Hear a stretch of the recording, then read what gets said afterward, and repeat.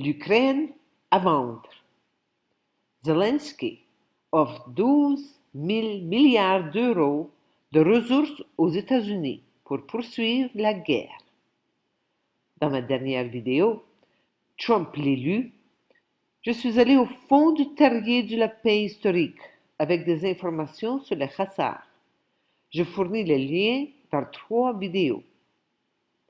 Plus tard, j'ai regardé une vidéo de Lena Petrova sur sa chaîne YouTube, World Affairs in Context. Lena fait un excellent travail en fournissant des informations factuelles. Avez-vous déjà vu ou entendu un chef d'État supplier ouvertement à une nation étrangère de coloniser son pays?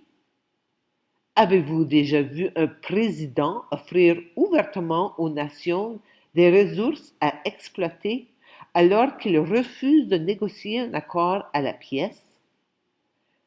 Les nations se battent pour protéger leur souveraineté et leurs intérêts nationaux.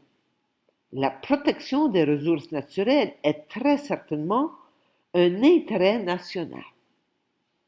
L'ex-président ukrainien Zelensky se lance dans une véritable braderie des terres rares ukrainiennes. Il cherche désespérément à s'accrocher à ce qui lui reste de pouvoir. Le pouvoir qui lui a été donné par ses agents occidentaux. Voici des captures d'écran d'une vidéo qui a été publiée il y a quelques jours. Dans cette vidéo, il déclare, et je cite, « Il ne s'agit pas de dizaines de milliards, mais de milliers de milliards. » Zelensky dit aux États-Unis, « Gagnons de l'argent ensemble. » Il ne s'agit pas de dizaines de milliards, mais de milliers de milliards. Vous voyez pourquoi ils continuent à dire qu'ils veulent la région de Zaporizhia et toute la région de Donetsk.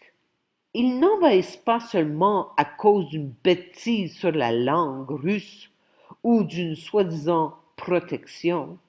Non, ils cherchent d'énormes sommes d'argent. Nous comprenons où ils allaient, comment ils ont avancé depuis le nord et quels étaient leurs objectifs. Voici de l'énergie. Voici du minerai de manganèse. Voici du titane. Voici du fer. Ils ont saisi 20% de la production d'énergie nucléaire de l'Ukraine. C'est pourquoi nous disons aux États-Unis, gagnons de l'argent ensemble. Nous serons heureux de gagner de l'argent avec ceux qui protègent tout cela. L'Ukraine possède les plus grandes réserves d'uranium d'Europe. Si cette richesse tombe entre les mains de la Russie, de l'Iran, de la Corée du Nord, bien que Zelensky soit généralement assez délirant en raison de ses habitudes de consommation de drogue très médiatisées, il devrait comprendre que permettre à des acteurs étrangers d'exploiter les minéraux de l'Ukraine est un énorme tabou. Personnalité de l'année? Ouais. Que peut-on attendre d'un juif en talons? Il est clairement un mégalomane. Tout tourne autour de lui et de rien d'autre. J'ai trouvé cette capture d'écran du trident, trésub, le blason ukrainien. Il est intéressant de noter qu'il est assez similaire au sceau de Moloch et au Khazzar Tamgah. Avec une recherche rapide sur Google, j'ai trouvé ceci. L'utilisateur Facebook, Jared Newman, a publié une photo du blason ukrainien. De plus, la photo montre les symboles de Moloch, divinité cananéenne associée dans les sources bibliques à la pratique du sacrifice d'enfants, et des juifs Khazzars. Veuillez regarder mes vidéos que j'ai mentionnées au début sur les juifs Khazzars. Retour à Zelensky. Zelensky a dit à Trump que l'Ukraine envisagerait de partager des minéraux de terres rares en échange d'un soutien militaire. Le dirigeant ukrainien affirme que les conversations avec Trump ont commencé avant les élections américaines de l'automne dernier. Zelensky veut un accord bilatéral, mais Trump n'a jamais proposé à Zelensky une co-entreprise. Trump veut les ressources pour lesquelles il pense que les États-Unis ont déjà effectivement fourni un financement. Trump laisse entendre que Zelensky doit permettre aux États-Unis et à ses alliés d'exploiter efficacement les ressources. Si Zelensky veut continuer la guerre par procuration en recevant un financement de l'Occident. Ce qui est important à noter, c'est que tout cela n'était pas l'idée de Trump. C'était Zelensky qui l'a poussé en septembre dernier. Voici le rapport de Bloomberg. Trump veut que l'Ukraine garantisse l'accès aux terres rares pour l'aide de guerre. Selon l'Institut de recherche sur l'énergie, l'Ukraine abrite 117 des 120 minéraux et métaux les plus utilisés et constitue une source importante de combustibles fossiles. L'Ukraine possède certaines des plus grandes réserves mondiales de titane et de minerais de fer.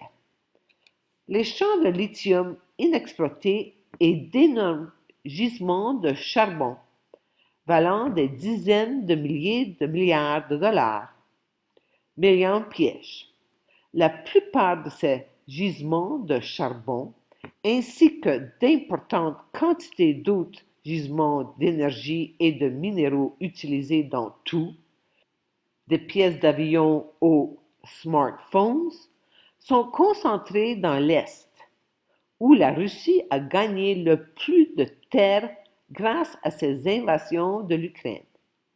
Si la Russie acquiert définitivement ces terres, l'Ukraine perdra ses minéraux et d'autres réserves, notamment du gaz naturel, du pétrole et des minéraux terrestres essentiels à certains composants de haute technologie.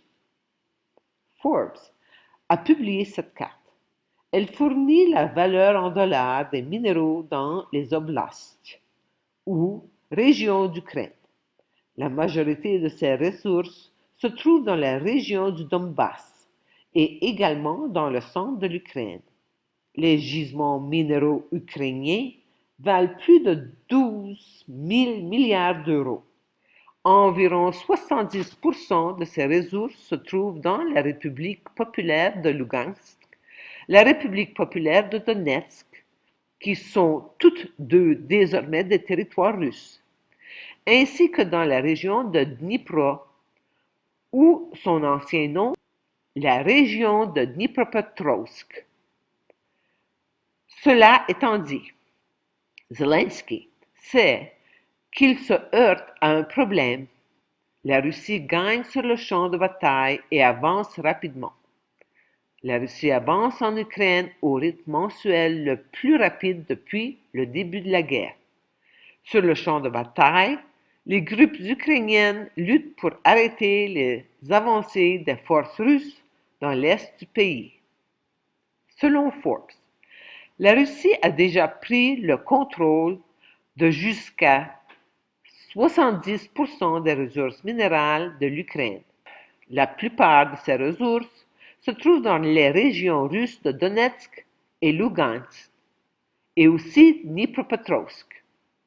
Cette carte montre le pourcentage de gisements, des mines et des puits capturés. Il est difficile de dire ce que Zelensky sera en mesure de mettre en vente. Zelensky a déjà vendu les terres de l'Ukraine à des sociétés occidentales il y a longtemps.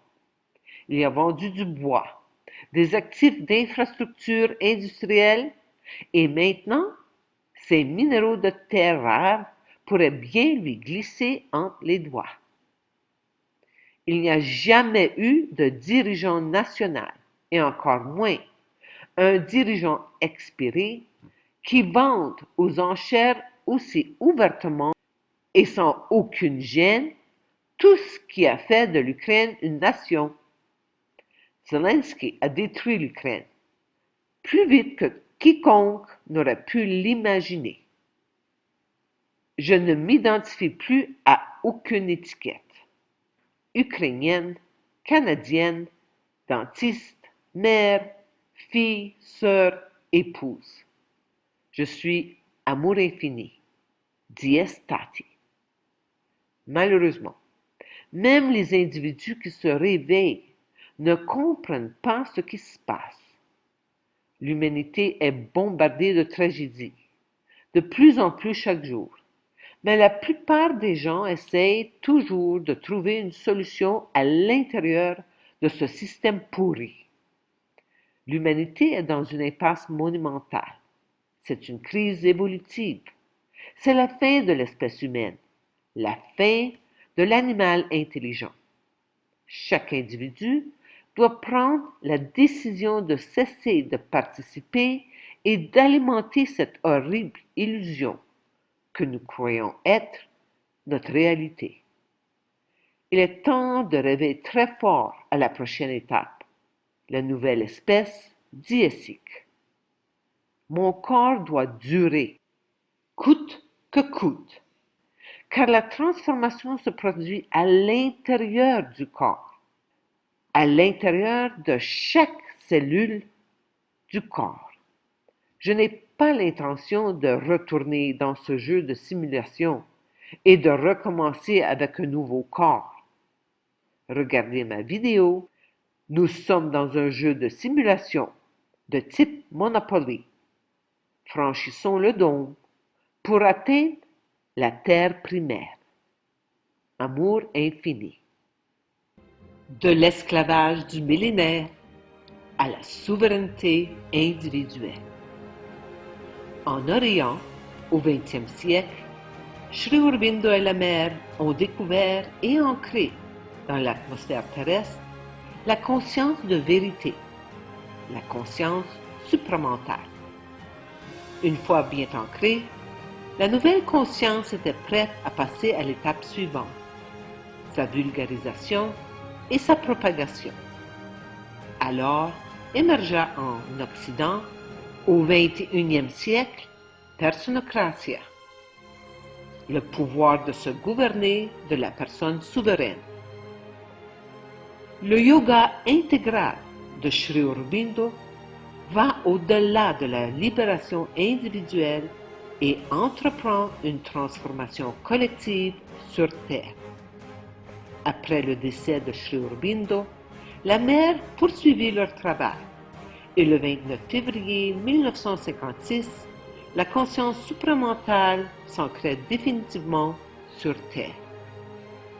Un seul regard sincère sur la situation mondiale actuelle suffit à nous convaincre qu'elle a atteint un point de non-retour. L'humanité se dirige vers une impasse monumentale. Cessons de répéter de vieux modes de fonctionnement inefficaces et souffrants. Le moment est venu de rêver très fort à la prochaine étape. Personocratia poursuit la diffusion de la conscience de vérité en Occident. L'unité substantielle remplace la séparation gourou-disciple. À nous toutes de propager la contagion de l'amour. Je suis hors du jeu. Comme Truman dans le film The Truman Show, je tire ma révérence et je laisse le monde de l'illusion, cette simulation informatique à laquelle j'ai donné l'autorité de gérer ma vie. Je sors du théâtre, où j'ai joué maintes et maintes fois les rôles de disciple, fille, parent, dentiste, entrepreneur, citoyen. Aujourd'hui, je me consacre pleinement et sans limite à diffuser la souveraineté individuelle, la conscience de vérité que j'éprouve depuis 22 ans. Amour infini.